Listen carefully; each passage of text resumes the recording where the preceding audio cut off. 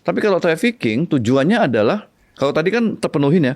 Kalau trafficking, anak tersebut betul-betul dieksploitasi. Dijadiin alat Dijadikan budak. Oke. Ya, apakah misalnya ada juga tuh diculik, kemudian dididik, dirawat, ternyata dia seorang perempuan yang cantik, maka dipaksa untuk jadi penculik ini memang agak aneh ya menurut saya kasus Bilqis ini. Kenapa? Kok bisa punya uang ya suku anak dalam sebanyak itu puluhan juta? Padahal mereka hidupnya secara tradisional ya. Lalu dia membeli, lalu untuk apapun juga dia alasannya itu dititipkan, tetapi kok dia bayar uang kepada penitip. Jadi di sini sudah permainan yang harus dibongkar menurut saya.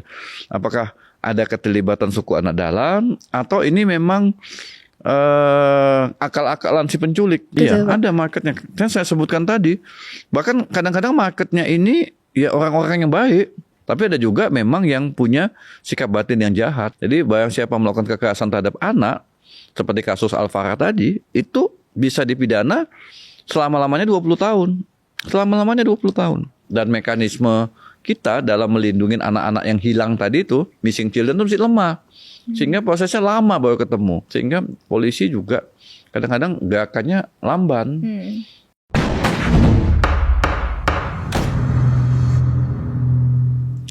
Halo Sobat Sore, selamat datang di podcast Senin Sore, ngobrol sore seru sambil nyantai. Halo semuanya, kembali lagi bersama aku Farah. Dan di episode kali ini kita akan kembali ngomongin social and legal issue yang lagi happening. Lebih tepatnya kita akan kupas tuntas terkait dengan kasus penculikan anak yang kemarin sempat viral nih Sobat Sore.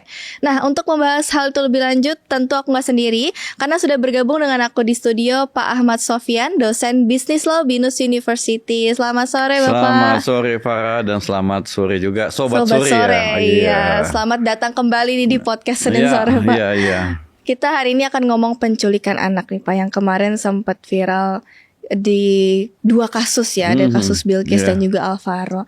Nah, kita berkaca ke kasus yang Bilqis dulu sepertinya ya Pak ya, karena kan dia ini tuh sempat diduga dijual belikan gitu oleh beberapa tangan karena sudah melalui 3 transaksi kan ya Pak ya. Nah, kira-kira nih Pak, kenapa sih anak-anak kita tuh bisa diperjualbelikan layaknya komoditas? Apakah ada yang salah dengan hukum perlindungan anak di Indonesia atau seperti apa nih Pak? Iya, jadi sebetulnya kalau kita bicara penculikan anak ya, itu isu besarnya adalah the missing of the children, anak-anak yang hilang ya. Jadi anak-anak yang hilang ini bisa diculik, kemudian bisa juga anak yang hilang ini diperjualbelikan. Sale. Jadi ada penculikan, ada sale, ada penjualan anak. Lalu ada juga namanya perdagangan anak, trafficking. Dan ada juga membawa lari anak. Jadi ada membawa lari anak, penculikan anak, penjualan anak, dan perdagangan anak. Ya.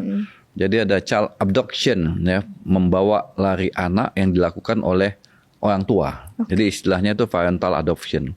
Parental adoption itu adalah menculik anak dalam keluarga, kadang-kadang diterjemahkan. Jadi kenapa anak diculik, kemudian kasusnya Bilqis misalnya tadi kan sudah disebutkan sama Farah. Ya karena memang anak itu punya nilai ekonomis. Anak itu yang kedua rentan untuk dieksploitasi. Jadi ada nilai ekonomis dan juga tentu dijadikan sebagai bagian daripada keluarga. Jadi bisa jadi ada keluarga-keluarga yang memang membutuhkan prosedur hukum untuk melakukan adopsi. Mereka nggak mau melakukan karena prosedurnya panjang menurut mereka, sehingga mereka ambil jalan pintas. Sudah cari calo yang bisa mendapatkan anak tersebut. Oke, terus dengan jalur cepatnya ya udah ngasih duit gitu kayak. Jadi kayak beli anak gitu ya mungkin ya Pak ya. Iya, jadi memang anak ini kalau misalnya dalam konteks penculikan ya, kalau konteks penculikan, memang anak tersebut dijadikan aset supaya orang tua pemilik anak tersebut, orang tua kandung mau menyerahkan uang. Itu penculikan. Jadi anak sebagai apa ya, sebagai jaminan ya, objek, itu penculikan. Jadi kalau penculikan itu anak pasti kembali ke orang tua sepanjang orang tua mau menyerahkan uang tertentu, uang tembusan istilahnya. Jadi dan biasanya penculik itu berkomunikasi dengan orang tua anak tersebut bahwa anak kamu aman, kami hanya butuh uang tembusan. Itu kalau penculikan.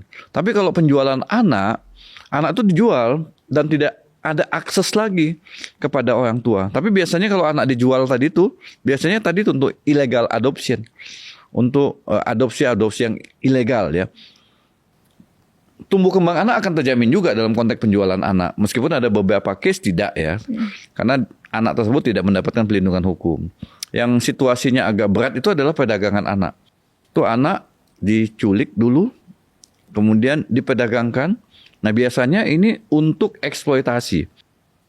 Dalam banyak kasus misalnya anak dididik untuk jadi pelaku kriminal, ya, atau organnya, tubuhnya diambil untuk diperjualbelikan, atau untuk melakukan kerja-kerja paksa, ya, kerja-kerja paksa. Jadi memang yang membahayakan, ya, memang membawa lari anak, penculikan anak, penjualan anak, perdagangan anak, ya sama-sama situasinya membahayakan anak. Tetapi ada varian yang berbeda-beda tadi itu, ya.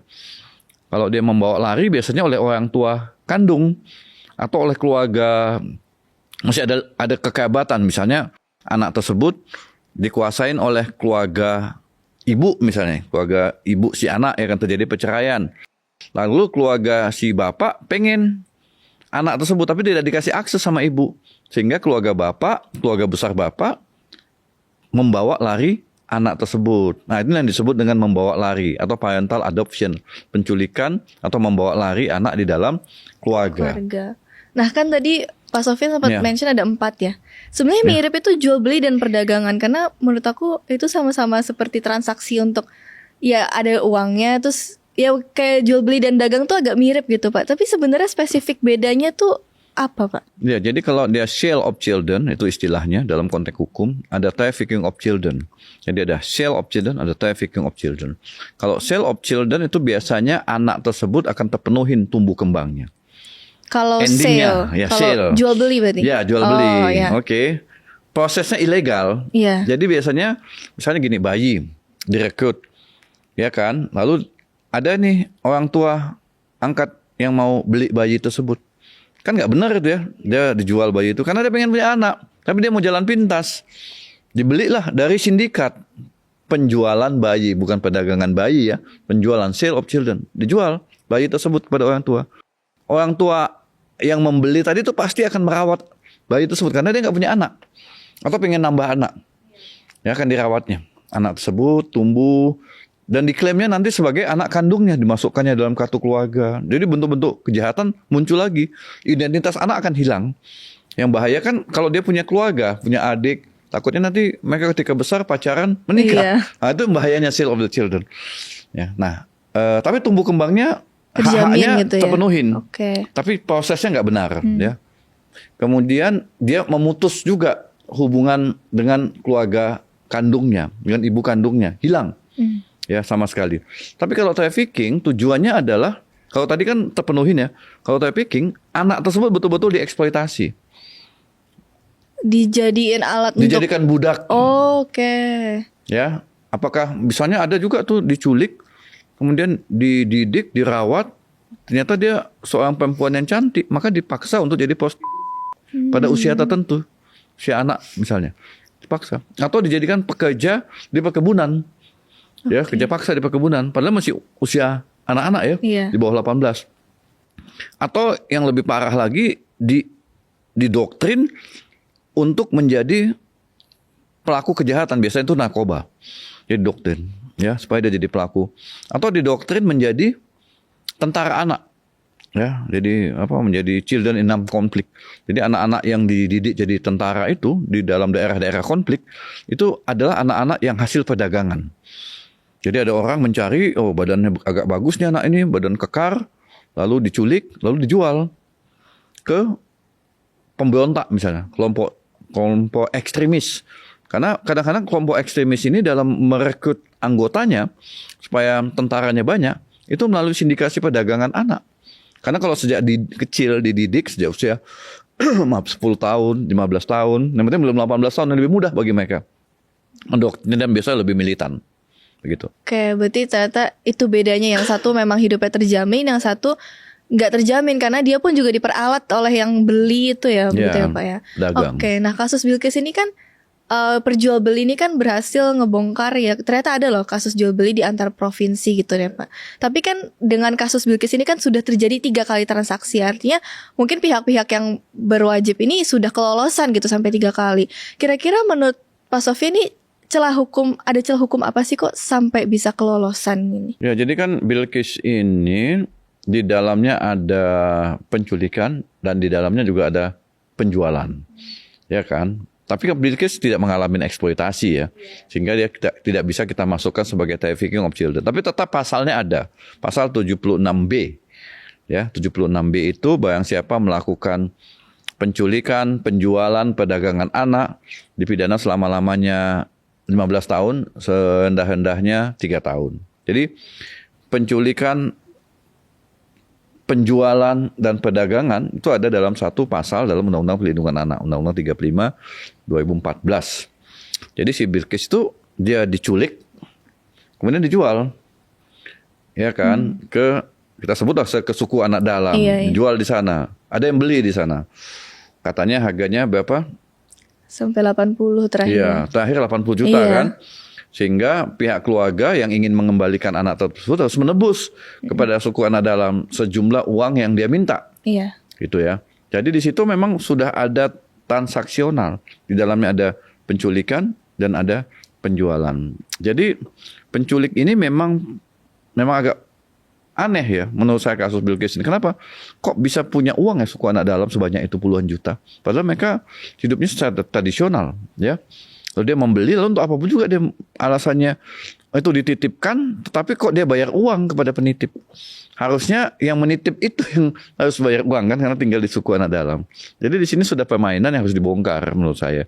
Apakah ada keterlibatan suku anak dalam, atau ini memang akal-akalan si penculik, ya, akal-akalan penculik untuk mendapatkan tembusan melalui suku anak dalam. Nah sebetulnya suku anak dalam nggak ngasih uang, ya, tapi dia bilang, kamu nanti bilang dari kami dapat uang sekian sehingga nanti yang menebus harus bayar ke kamu. Nah setelah si penculik, setelah uang itu disahkan, bisa jadi mereka datang ke suku anak dalam, mana uang yang Anda terima? Nah jadi suku anak dalam itu dimanfaatin oleh pelaku penculik anak yang di dalamnya juga ada jual beli anak atau sale of the children pada anak-anak di sana. Gitu. Oke, berarti ini nggak sesimpel emang Bilkis sih diculik gitu ya Pak. Jadi emang ya mungkin ada maksud terlebih lagi dari penculikannya ini sampai dia bisa menuju ke si suku dalam itu ya Pak ya. Oke, nah kan banyak juga nih Pak pelaku penculikan itu menggunakan sosial media kayak TikTok atau WhatsApp gitu yang untuk nawarin anak-anak nih. Menurut Pak Sofian, mereka yang yang memiliki kebijakan di sosial media itu apakah juga punya kewajiban untuk mencegah penculikan anak gitu atau gimana? Ya, jadi kan berbagai platform ya, sosial media harusnya memang tidak digunakan untuk tindak kriminal. Kalau itu ternyata akun atau platform media sosial digunakan untuk tindak kriminal, maka mereka, apalagi untuk anak, berarti mereka gagal dalam melindungi anak-anak, sehingga negara bisa bertindak ya untuk melarang akun tersebut karena ternyata digunakan dan gagal dicegah ya untuk melakukan kejahatan. Misalnya ada akun media sosial yang mempromosikan bayi, ada itu, ya. Ada juga akun media sosial yang menawarkan anak ya untuk diadopsi secara ilegal. Jadi ada. Jadi karena itu, dan itu baru ketahuan setelah viral atau ada protes, barulah akun tersebut di-ban sama si platform. Tapi itu udah sempet beredar. Nanti mereka pindah lagi buat akun baru lagi, jualan lagi di situ, di-ban lagi karena ada keributan. Jadi mereka juga harusnya kan dari awal bisa mencegah itu ya. Atau begitu terdeteksi oleh akun tanpa laporan dari masyarakat atau pengguna lain, mereka bisa mendeteksi bahwa ternyata ini kenapa digunakan untuk mempromosikan untuk jual beli anak atau jual beli bayi ya. Nah jadi kadang baru diketahui setelah ada laporan. Kalau tidak ada laporan mereka nggak tahu. Jadi memang mereka mengandalkan reporting dari pengguna atau hasil cyber patrol yang dilakukan oleh polisi ya. Kadang-kadang kan polisi itu melakukan patroli di ruang cyber dan menemukan case-case itu. Jadi sebetulnya platform-platform itu belum bisa mencegah.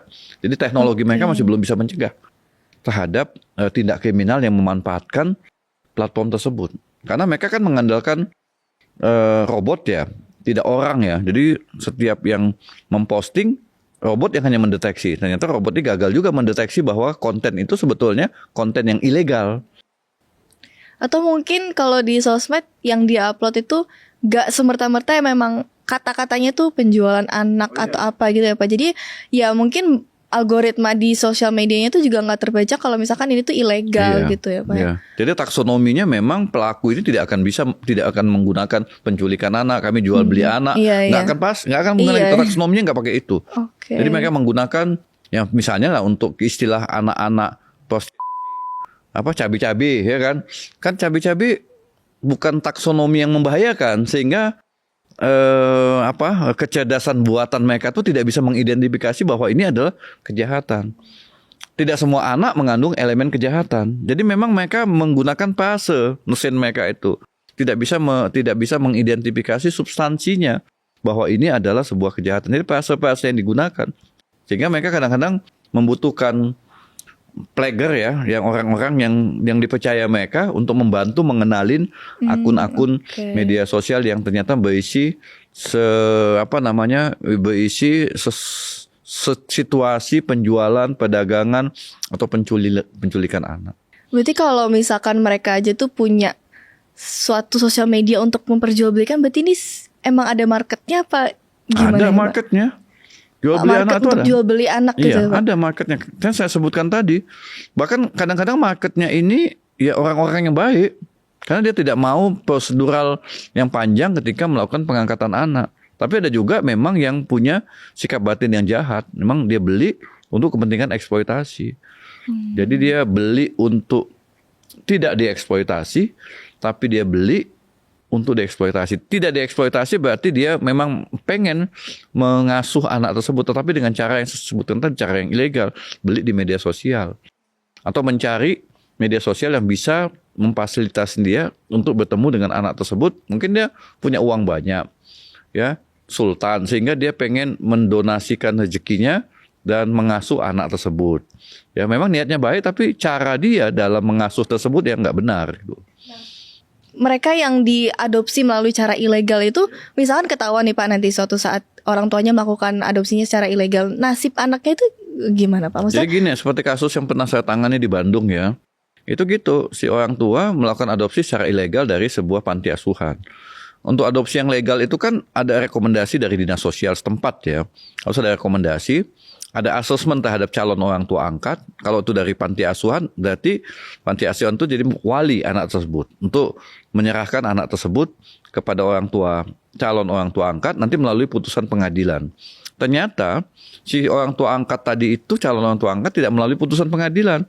Dia menyerahkan sepenuhnya kepada panti asuhan tersebut untuk proses hukumnya. Ternyata si panti asuhan tadi itu memanipulasi semua dokumen seolah-olah ada putusan. Terjeratlah si orang tua ini dengan rupanya si ibu kandungnya datang ke panti asuhan pengen bertemu anaknya. Rupanya sudah diserahkan tanpa persetujuan dari ibu kandung yang menitipkan anak tersebut. Nah, bagaimana nasib anak tersebut? Nah, anak tersebut akan dikembalikan karena prosesnya nggak benar.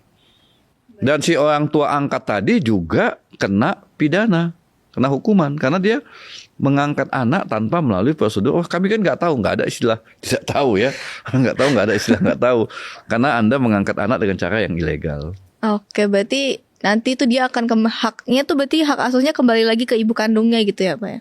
Ya, kalau ibu kandungnya meminta anak tersebut. Oke. Nah, kembali ke kasus nih Pak, kasus Alvaro itu kan pelakunya itu dari orang terdekatnya, walaupun memang tidak sedarah ayah tiri, tapi kan itu bapak di rumah gitu, maksudnya orang terdekat gitu ya Pak ya. Apakah, nah dengan terjadinya kasus Alvaro ini, apakah hukum kita tuh sudah kuat untuk menangani kasus-kasus yang memang pelakunya tuh orang tua sendiri atau bagaimana nih Pak? Iya, kita sebetulnya norma kita cukup bagus ya, nah, substantifnya bagus ya, ada ancaman pidana dan ada larangan.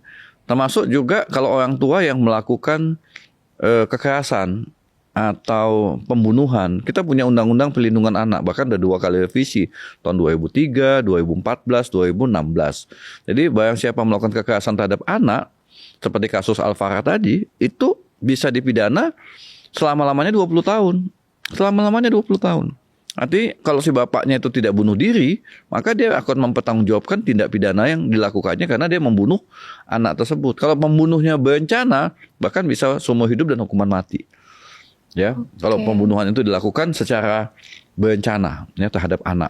Jadi sebetulnya undang-undang kita sudah cukup, cuman kan karena itu dilakukan secara tersembunyi, ya tidak bisa diketahui oleh penegak hukum, dan mekanisme kita dalam melindungi anak-anak yang hilang tadi itu, missing children itu masih lemah, sehingga prosesnya lama baru ketemu.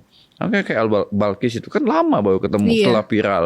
Kasus Lapor juga lama, 8 bulan kemudian baru diketemukan. Jadi mekanisme kita dalam melaporkan anak-anak yang hilang ini lemah.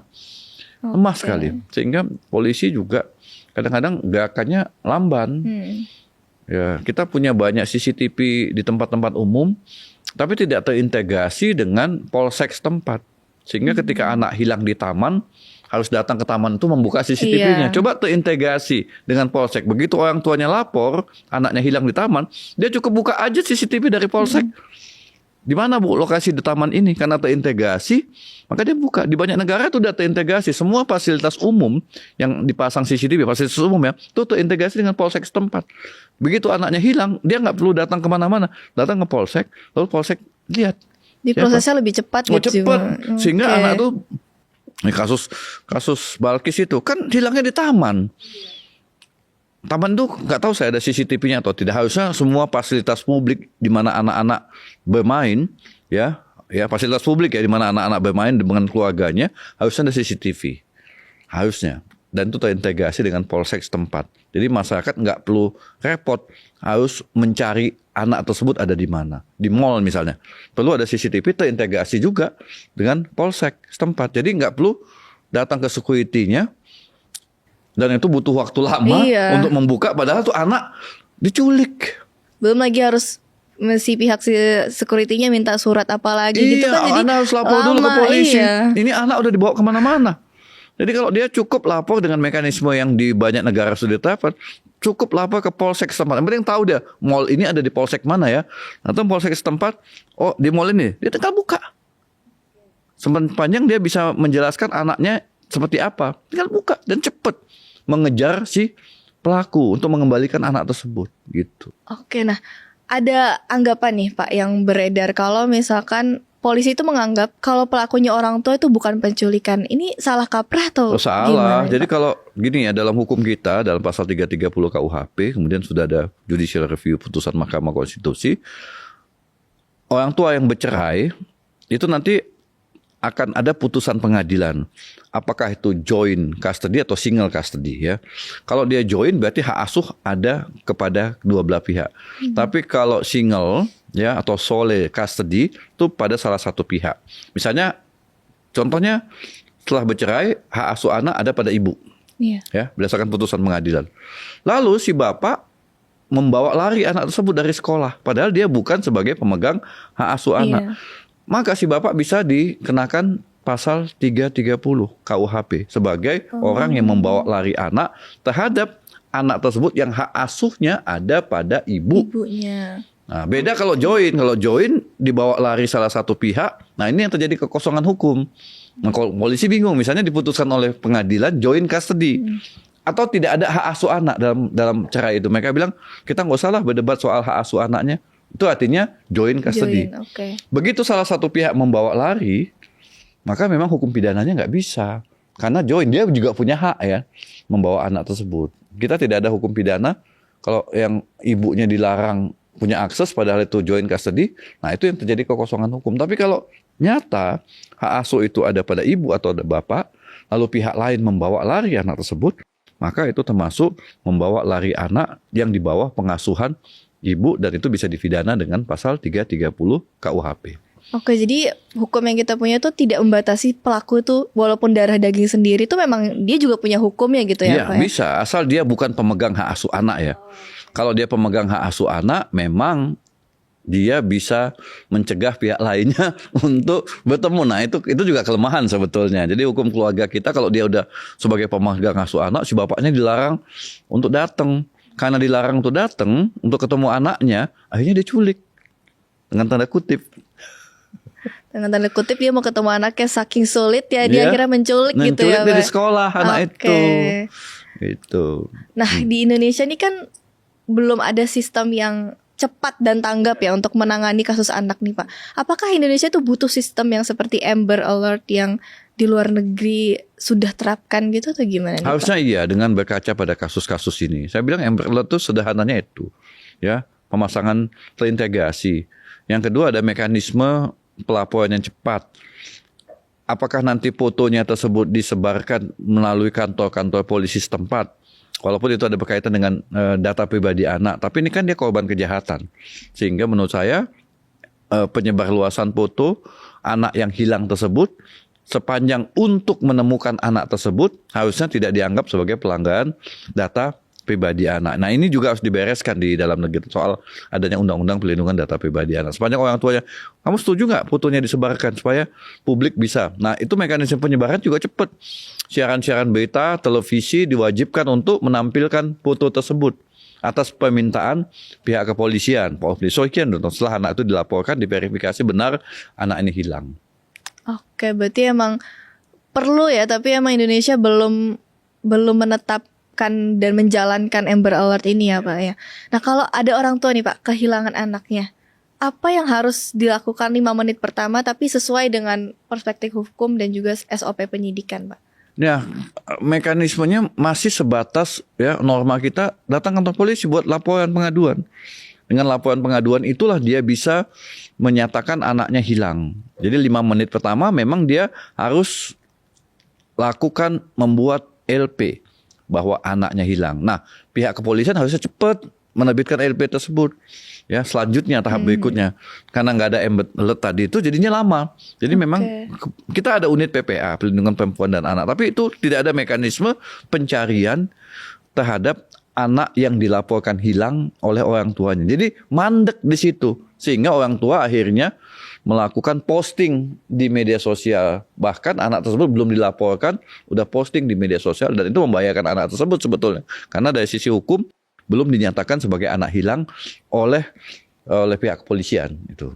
Oke, berarti ya walaupun the power of social media ini kuat, tapi jangan secepat dan semudah itu untuk langsung posting kalau anak kita hilang gitu ya, tapi Pak ya? kepolisian juga harus cepat ya merespon, jangan lama. Oke, berarti emang harus ada keseimbangan ya antara dari polisi dan juga kitanya sendiri ya. Mungkin emang rasa khawatir ibu tuh kan sangat tinggi ya kalau emang anaknya sudah hilang, jadi memang suka panik dan lain sebagainya. Oke, Pak Sofyan, itu dia tadi obrolan kita hari ini tentang penculikan anak. Nah, buat Sobat Sore yang punya tanggapan lainnya boleh banget untuk tulis di kolom komentar ya. Terima kasih Pak Sofyan. Sampai jumpa Sobat Sore. See you on the next episode. Selamat sore.